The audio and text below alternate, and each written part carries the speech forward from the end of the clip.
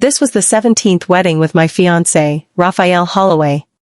For every one of the previous 16, he'd left me standing alone at the altar for his fragile sworn sister, Natalia Sullivan. I walked down the aisle holding his arm when the baby in my womb gave a sharp kick.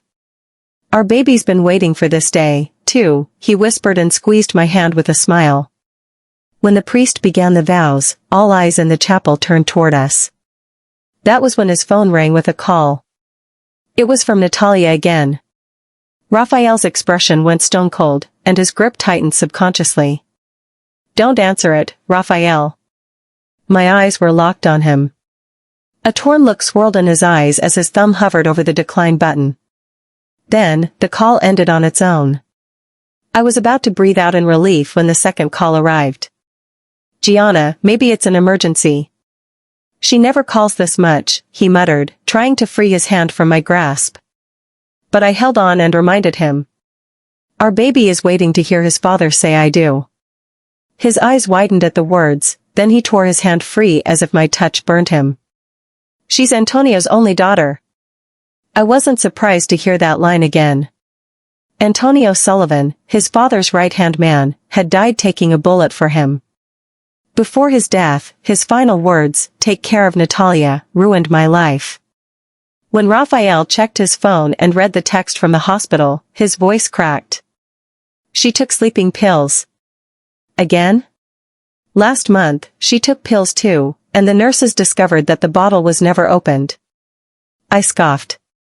Gianna, he barked my name and shot me a deeply disappointed look.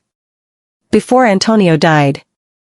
He entrusted his daughter to you for protection. He never gave you a knife to stab into my back. Look around you. Our family, men, and unborn baby are all waiting for you to say I do. When the phone rang a third time, Natalya's weak sob came through the speaker. Rafael, help me. Rafael's eyes turned cold as he pried off my fingers like I was the crazy one. Please. A wedding can wait, but a life can't. That was such a familiar line and excuse he'd given on our 16th wedding cancellation. Rafael. My voice echoed through the hall, but he'd turned, looking more final than the last 16 turns. Whispers rippled among the guests.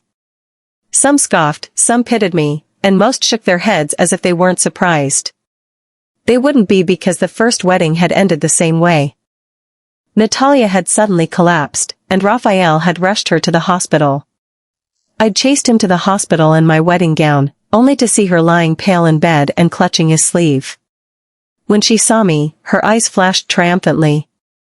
Rafael never saw the mocking smile she flashed while hiding behind his shoulder. Our fifth wedding had been an intimate garden ceremony. I'd waited all day in a simple dress for my fiancé, who never arrived, while the elders sneered behind my back. Can't even secure her own wedding. The cunning elders of Southern Silenzio had never hidden their contempt for me, a Northern Silenzio origin. So what if the Rossetti family's principessa is clever? She still can't hold the Don's heart. Later, Rafael held me and comfortingly promised I'd never be looked down upon again. The 10th time he disappeared mid-reception, one of his younger cousins joked at the dining table. Rafael, just marry both Gianna and Natalya. It'll save you the trouble of coming back and forth. He shot his cousin a glance before leaving without looking back. This time I would no longer wait. The wedding's off. There won't be another. The Southern elders seemed shocked, and even the former Don, Rafael's father, who never bothered to look my way, lifted his head. The priest stammered, Miss Rossetti, and maybe we can. I said, the wedding's off, I repeated. Rafael's father narrowed his eyes. No one dishonors a Holloway wedding. I unflinchingly met his stare and snapped back, then tell your heir to come back and finish it. Under shocked stares and gasps, I lifted my hands and unpinned the tiara given by Rafael's father. It was a family heirloom passed down to every Holloway bride who swore fidelity at the altar. No. He jumped to his feet, but it was too late. I smashed it to the ground, and diamonds scattered across the floor, stunning all guests present. The moment I turned away, I felt lighter than I ever had. Back in my room, I sat at my vanity and slowly wiped away my makeup. When Rafael called, I picked up, only to hear Natalya's giggles through the line. "Thank you for spending my birthday with me, Rafael." I almost laughed. Sleeping pills followed by birthday parties, huh? She wasn't even bothered to commit to the act now. Rafael's voice sounded lazy and honeyed with reassurance as he said, "Gianna, Natalya's fine now, so shall we do the wedding in a few days? I booked Littlewood Chapel. You mentioned you love the frescoes, right?" He always promised next time, like there was still something left to save. "Whatever," I murmured. Oblivious to the subtle finality in my voice, his voice softened. "Oh, and how did the checkup go? Is the baby healthy?" "Yeah, perfectly," I muttered, resting my hand on my belly. He chuckled softly with relief. "That's great. When I get back, let's." "Rafael," I said, cutting him off. "Is Natalya's birthday party over yet?" There was a brief silence before his laugh sounded over the phone. "Are you jealous?" Instead of answering, I ended the call and pulled out a flight ticket from the drawer, headed for the Northern Silenzio Mafia headquarters in Montrava. It came with an invitation card with gold-embossed script shimmering under the lights. "Welcome home, Ms. Rossetti." When I was about to fall asleep that night, I heard the soft click of the door lock. The thought that Rafael might be back surprised me a little. Standing by the bedroom door, I listened to the soft sounds coming from the kitchen. Lately, he'd started doing this.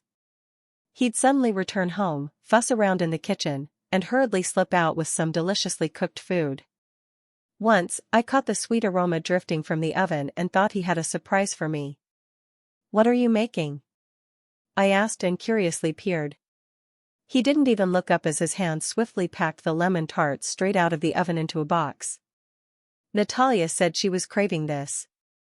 He assembled the box carefully and even tied a perfect bow with a ribbon. "I'm hungry too." I stared at the golden crust and gulped. He paused and then remembered my love for lemon tarts too. "Shall I get Susan to make you something? Or could you order in?" After he left, Susan Barlow made me a plate of oversalted pasta. And now, I was no longer curious about what the midnight treats were and who they were for. My throat felt a little dry, so I got up and headed to the kitchen to get a glass of water. In the kitchen, the air was heavy with the rich sweetness of coffee, cocoa, and mascarpone. He was making tiramisu. He layered biscuits, soaked them in a coffee liqueur mixture, spread the cream, and dusted cocoa powder on top. He was so focused that he didn't even notice me standing at the door until I fetched a glass. "Gianna?"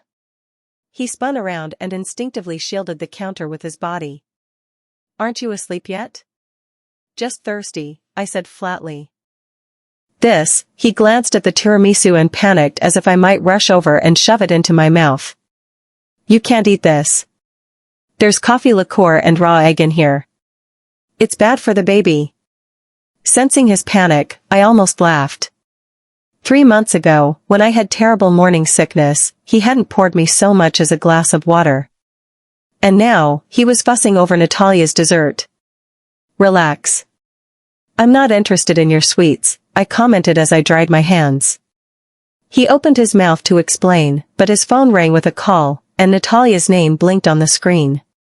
"Rafael, I think I have a fever," her weak voice came through. Rafael's expression twisted with an annoyed frown on his brows, yet his gaze softened. "You took those random pills again, didn't you? Hang in there. I'm coming." After hanging up, he packed the tiramisu in a box with practiced ease. When tying the ribbon, he went the extra mile to fix the curve of the bow. "Do you remember tonight's supposed to be our wedding night?" I suddenly asked, my heart tight with the last shred of hope. "Don't start," he said without looking up.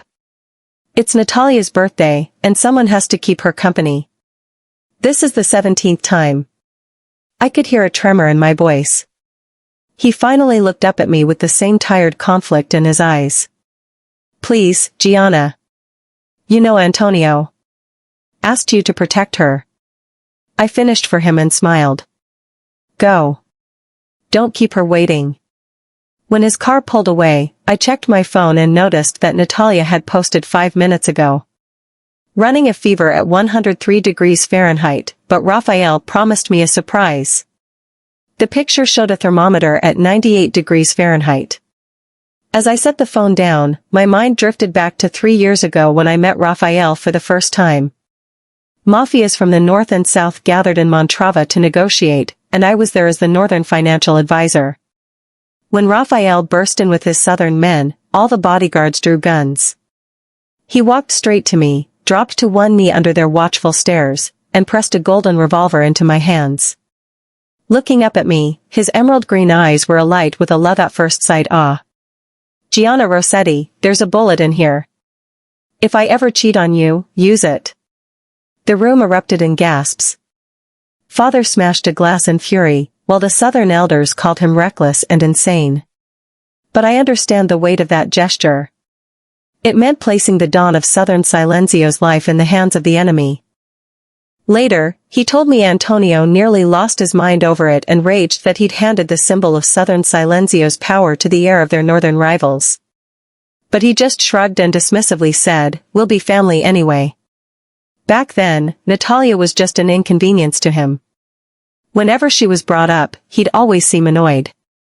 Antonio's daughter is a dead weight I can't shake off. The first time I saw her was at our engagement party. Standing in the corner, she was dressed in a white chiffon dress, looking pale and demure. "That's Natalya?" I nudged Rafael's elbow. He didn't even glance her way. "Yeah. Should have stayed home if she's so sickly and fragile. Annoying as hell." Then, he snapped his fingers for an attendant. "Bring that lady in the corner a blanket and some warm milk." Later, I noticed that their dynamic was a contradictory mix of annoyance and devotion. Natalya's too needy, he'd complain, but memorize every allergy she had. "She's such a pain," he'd grumble, but he was the first to arrive whenever she was hospitalized. "Can't you be independent and thoughtful of others for once?" That was the sentence he'd always say before leaving our wedding and running to her side. My phone rang sharply and yanked me back to the present. It was Bianca Spade, one of my few friends who knew everything, and the principessa of a family in the north. Her voice was sharp with rage. "Gianna, did you see that bitch's new post? Why is Rafael there when you're having your wedding today? Has he gone off to that sick bitch's birthday when he's supposed to be with you for your wedding night? And he made tiramisu for her. Did he ever make you anything?" I stayed silent and could feel my fingers go cold. "Gianna? Say something. Don't tell me you let it slide again." Bianca panicked. "There's no wedding night, Bianca." "The wedding's off," I calmly announced. The line went dead for 2 seconds as if Bianca's legendary temper was plugged. Then, a sharp inhale followed. "He did it again? During the vows?" "Yes." Her voice pitched high in rage and disbelief. 17 times, Gianna. And you're pregnant. What does Rafael think he's doing? Is she really his sister? Not by blood. She's Antonio Sullivan's daughter. I corrected her in a flat voice. She cursed. "Fuck Antonio. Does his dying wish mean you have to waste your whole life paying for it? You're a Rossetti, Gianna. Since when are you this subservient?" "I'm done groveling," I declared and looked at my pale, tired, but unshakably steady expression in the mirror. "Bianca, do me a favor." "What?" I calmly said, "Find me an OBGYN.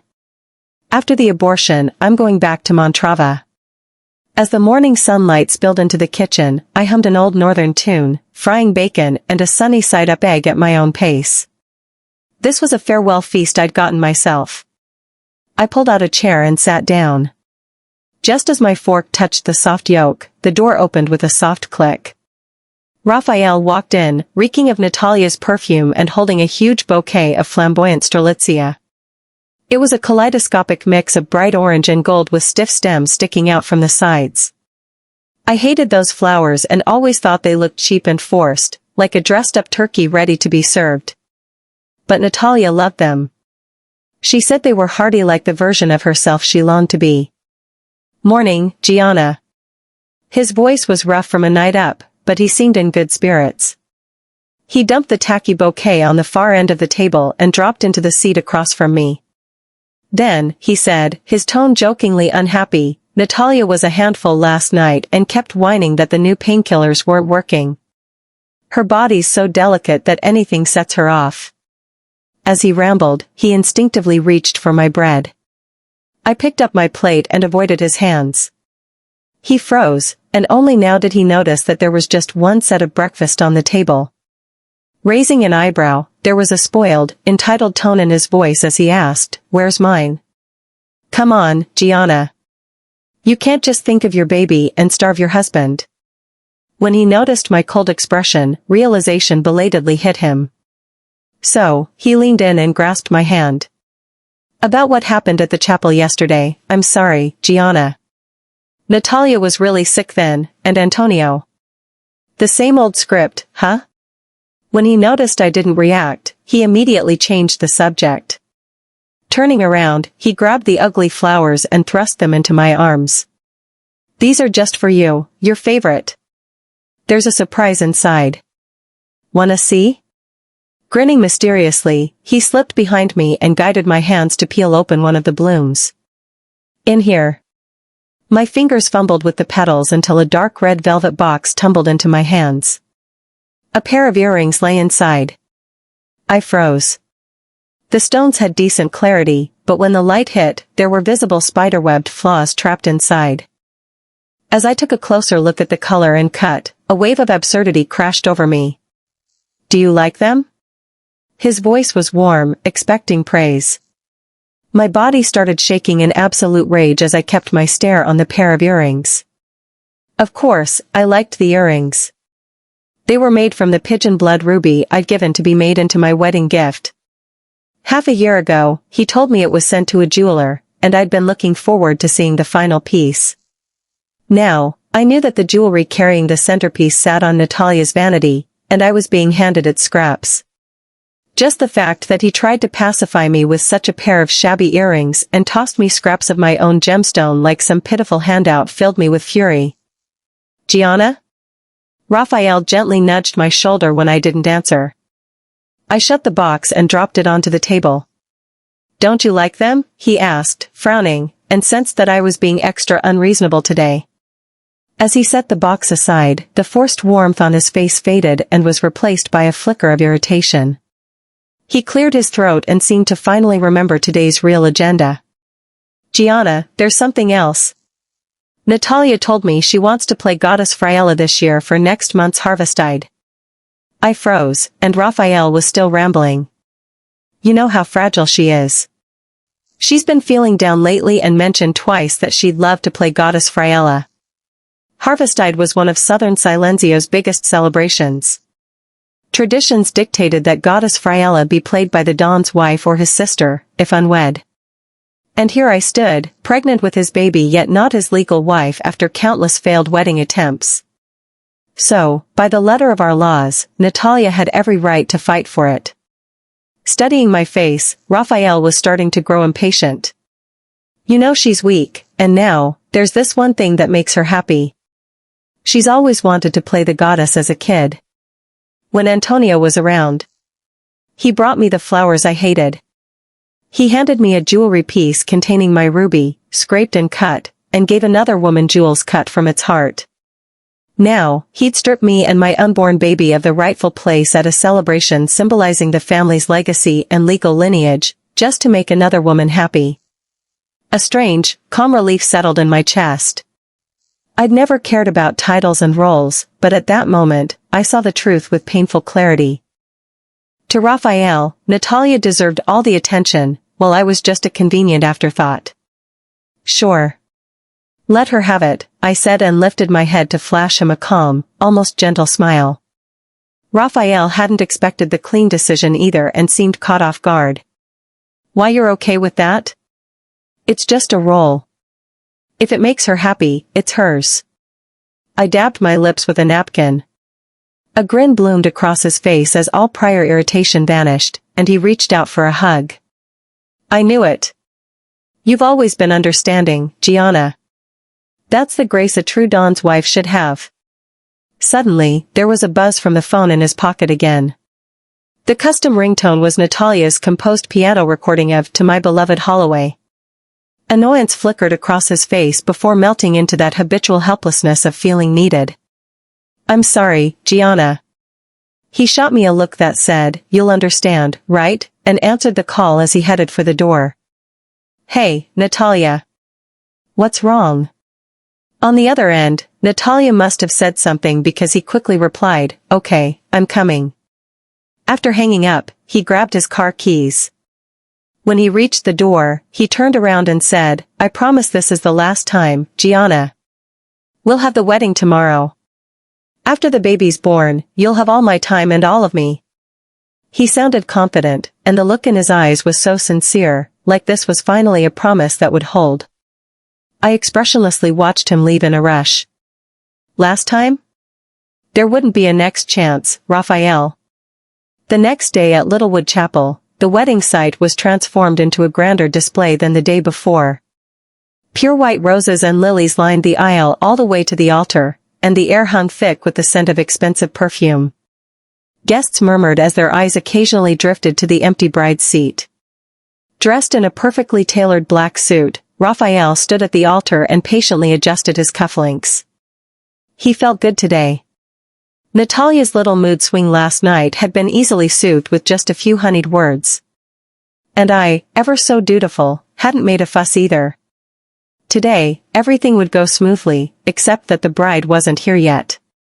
Just then, his right-hand man, Matteo Steele, pushed through the crowd. Looking pale, he rushed over to Rafael's side and whispered in a low, urgent voice, "Don Holloway, Ms. Rossetti's gone. She isn't at the estate, her room's empty, and her bags are gone too." Rafael froze. "What did you just say?" "Our men reported that she went to an OBGYN. "What the fuck did you just say? What the fuck is she doing there?" A rush of cold unease hit Rafael's chest, followed by overwhelming suffocation. Before he could process his thoughts, his phone started buzzing violently. He snatched it up, silently praying that it might be me. But it was Natalya. If it were before, her call might have stirred only helplessness and weary indulgence. But now, all he felt was irritation and bitter disappointment.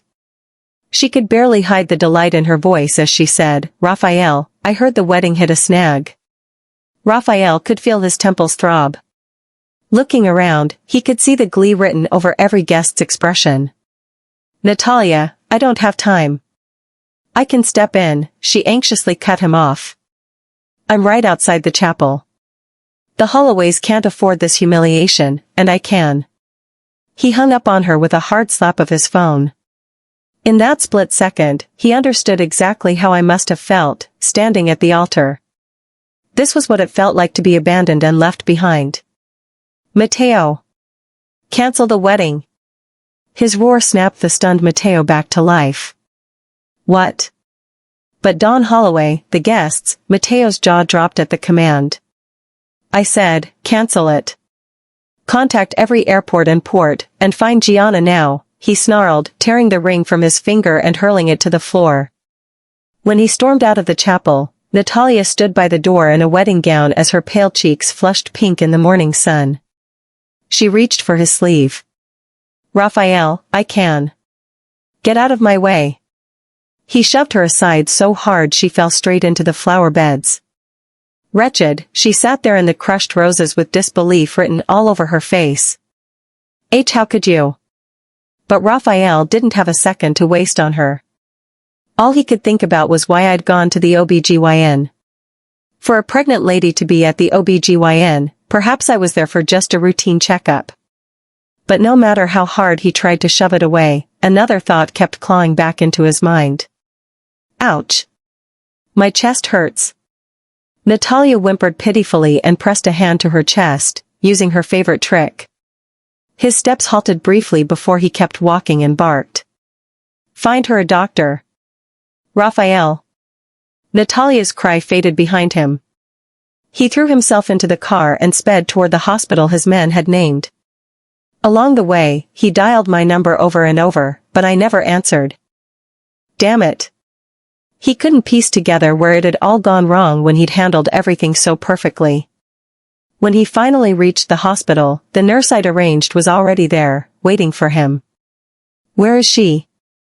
Gone was every trace of his usual calm as his suit was a mess.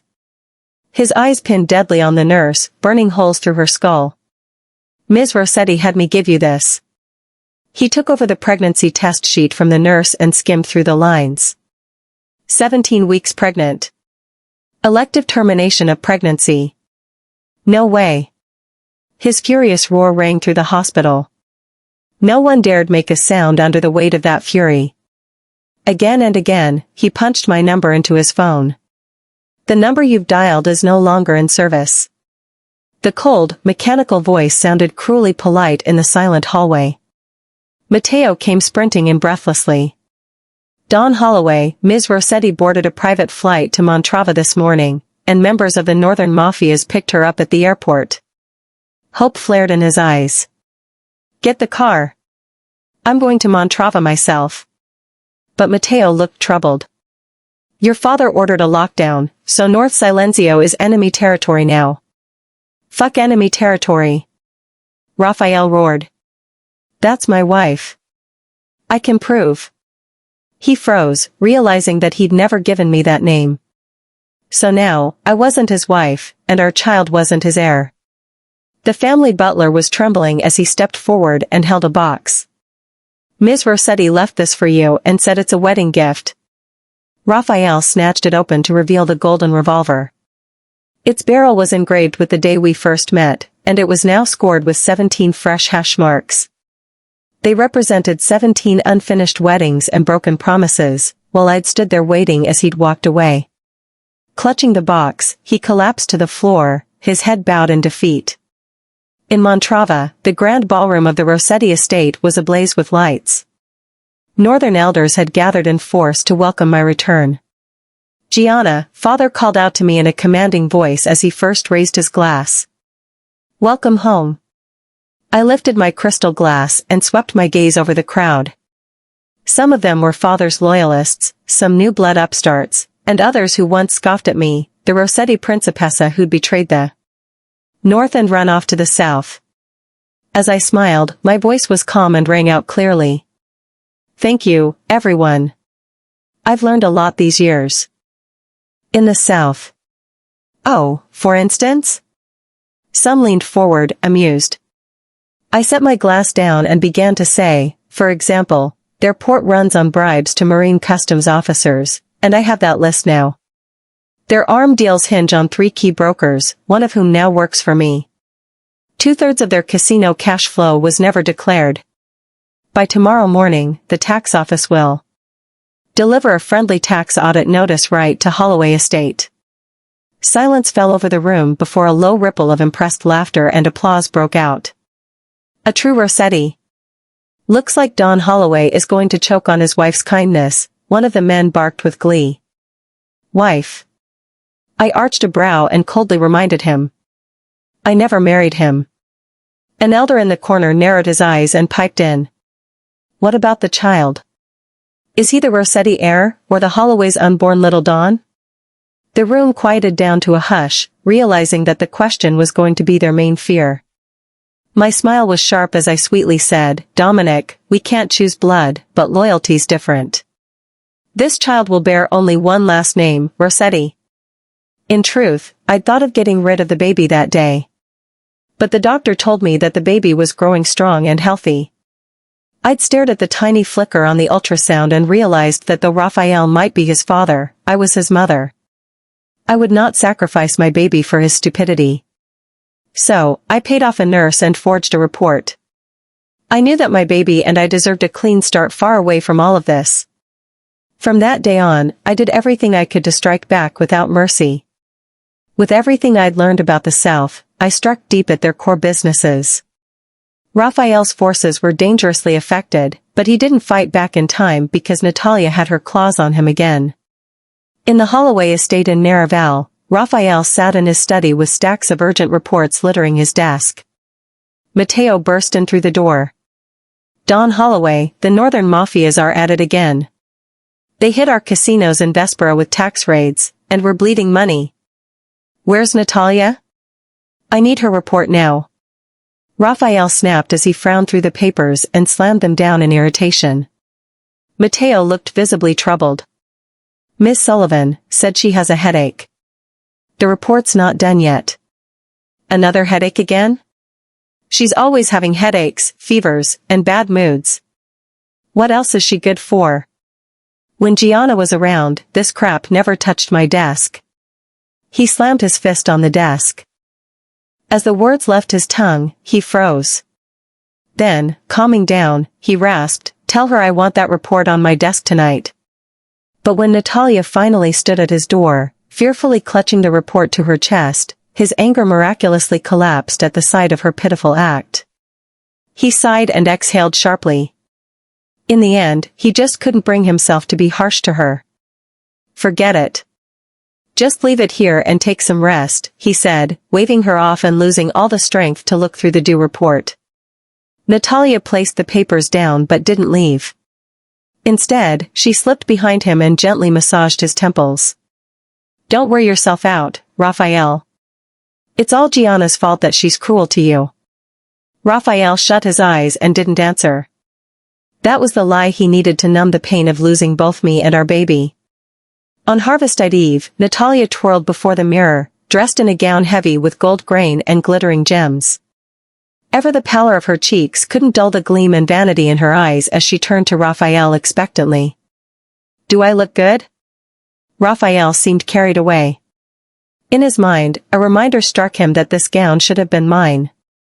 He could almost see me in it, how the gold would have glittered on the gown like the descent of a true goddess. It would be nothing like Natalya, who now looked like a child playing dress-up, her shoulders too slight to bear the weight of the crown. He forced a nod and pushed down the annoyance in his chest. "Have you memorized the rites? The offering sequence, the invocations, and interactions with the elders?" "Relax." Natalya impatiently cut him off. "I've got it all in my brain now." "It's just a show, isn't it?" Rafael frowned. For the first time, a cold pickle of dread welled up in his chest. The next day at Harvestide festive squares, Rafael led Natalya toward the altar through the sea of onlookers. For her first step, she tripped on her hem, and Rafael barely caught her in time.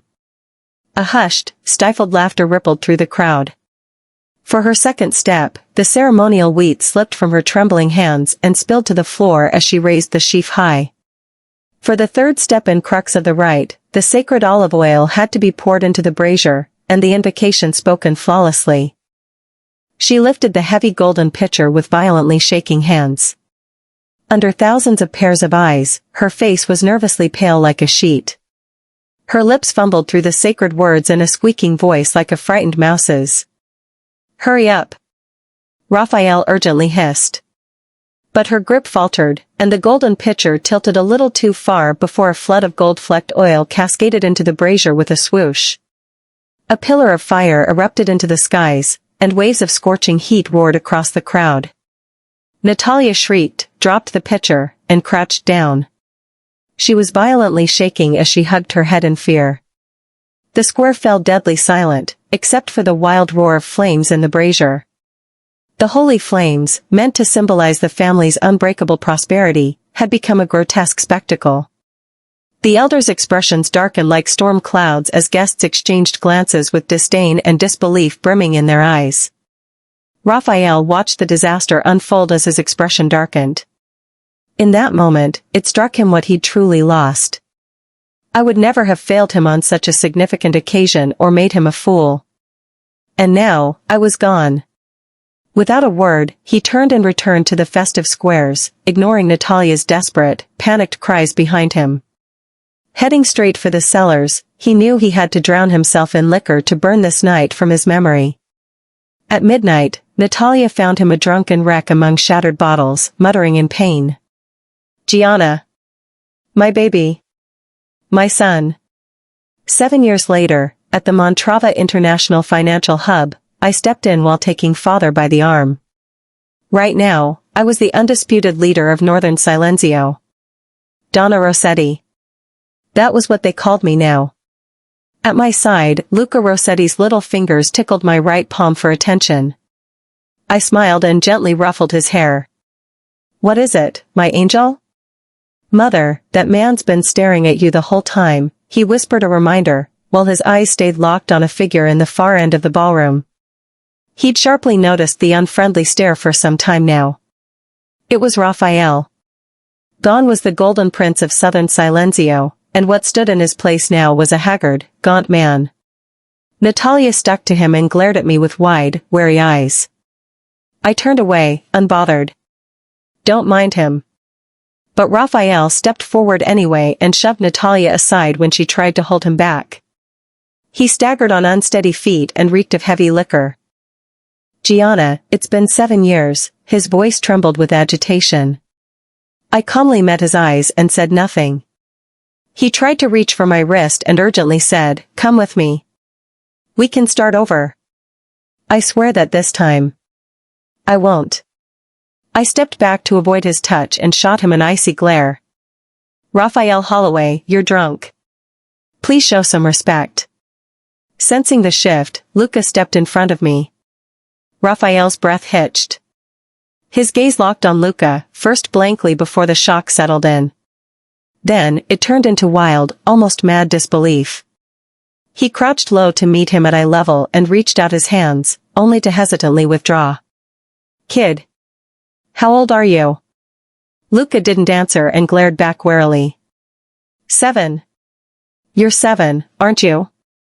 Rafael's words spilled out in excitement as he didn't wait for an answer.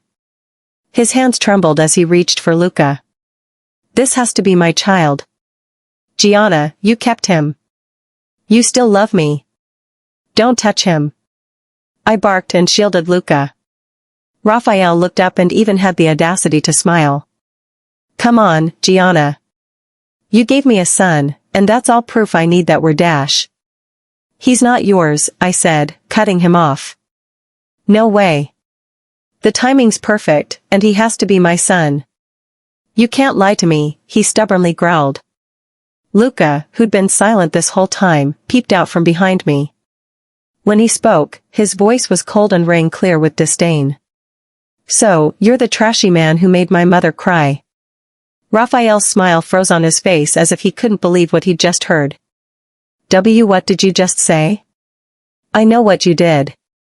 You abandoned her 17 times and even gave my grandma's gemstone to another woman. You threw away her dignity on the most important, special day of her life and nearly made her lose me. The color drained from Rafael's face as he looked up at me and shakingly asked, Did you tell him all this? Before I could speak, Luca replied, she didn't need to. The Rossetti family's intelligence web reaches further than you think. Rafael's shock turned into panic before he soon regained his composure. Taking a deep breath, he turned back to Luca and tried to tempt him in a warm, promising voice. Listen to me, kid. I know I've been absent all these years, but we can start over. You can have anything you want, toys, cars, castles, I can give them all to you, as long as you come with me. He'd assumed that a 7-year-old child would be tempted by material possessions. No thanks. There's nothing I need least of all, a father, Luca snapped. Rafael looked hurt like he'd been stabbed in the chest. His mouth opened to speak when Luca stepped forward and curled his little hand around my fingers. Touch my mother again, and I'll make sure you and that woman beside you disappear from Silenzio. The room plunged into silence. Rafael looked utterly destroyed by despair and disbelief. His gaze, filled with anguish, darted between me and Luca. Gianna, our son. He's not our son. He's my child, a Rossetti heir. I took Luca's hand and turned away without sparing him another look. Let's go, Luca.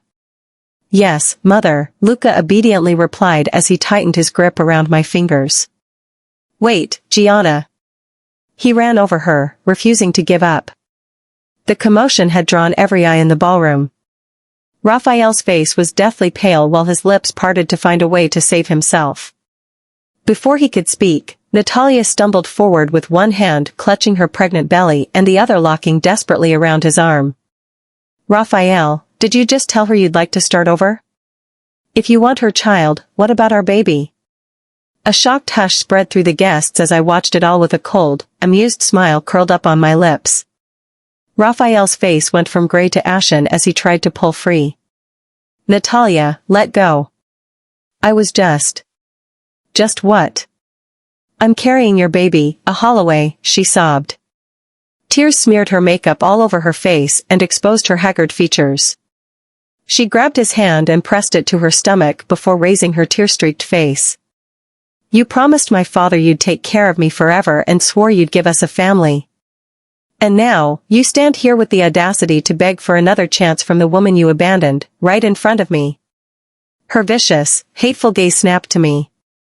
Mockery flashed in the eyes of the watching crowd as they leaned in and started whispering. Don Holloway is surely loyal. One hand on the ex-wife and another on the pregnant sworn sister's belly, carrying his child. Enough, Natalya. Rafael shoved her away with uncontrolled force, and she crashed straight into the champagne tower with a shriek. The towering champagne glasses exploded in a hail of shards. Natalya screamed as her hands reached out to instinctively protect her belly while turning her body against the rain of fragments and liquor. Ah! My baby, she screeched, squirming. As she clutched her belly with one hand, blood spread beneath her. Natalya, Rafael trembled as he stepped forward to help her up. Don't touch me, she spat the words with her face twisted in pain, looking nothing like the soft, fragile lady she used to be. It's all your fault, Rafael. Your child and I are dying. He froze as colors drained from his face. Standing aside, I frowned. Though I loathed them, they were in my territory, and I had no choice but to murmur to the guards, get the doctor. Moments later, the Rossetti family's private doctor arrived, but it was too late. He came to me, shaking his head, and whispered, she's lost the child. The hemorrhage damaged her uterus, and she'll likely never carry another. In a daze, Rafael caught the last words, and something inside him collapsed. Then, Luca stepped forward and announced in a cold voice, the Rossetti family does not tolerate pests. Pointing a finger at the pale Rafael and the unconscious Natalya on the ground, his voice was firm and decisive as he instructed, seize them and throw them out. The guards moved forward at once to lift the dispirited Rafael and unconscious Natalya before hauling them out. I calmly watched them go before turning back to my guests. Apologies for the scene. Let the party continue. As I left, whispers lingered among the guests. The Holloways are doomed for real. Donna Rossetti is so gracious to call her doctor. I heard it was a boy, the last heir of the Holloways. Everything's gone now. A few years later, at the International Youth Science Innovation Awards, Luca stood tall in his suit on the bright stage. When they handed him the gold trophy, the hall erupted in applause. Beaming, the host handed him the microphone as well. Mr. Rossetti, would you like to say a few words? Luca talked into the microphone, and his clear voice rang steadily through the hall. I want to say thank you to my mother. She's my greatest role model. I smiled and applauded as my eyes drifted down to my phone. A news alert flashed on the screen. The Holloway family of Southern Silenzio has begun liquidating assets and core businesses to cover mounting debts. Insiders reveal toxic tensions and bitter fights between Don Rafael Holloway and his wife. An attached photo showed him disheveled, hollow-eyed, and unkempt. Natalya stood beside him in a stained dress, screaming hysterically at him. I swiped the notification away. When the ceremony ended, Luca bounded down the steps toward me with his trophy. Mother, I did it. You've always made me proud, I said, ruffling his hair and taking the heavy trophy from his arms. Just as we turned to leave, I caught a glimpse of a familiar figure in the corner, who seemed to be Rafael. He looked even more haggard than the last time we met and was dressed in a rumpled suit. Staring at us with vacant eyes, he seemed too terrified to approach, yet too stubborn to leave.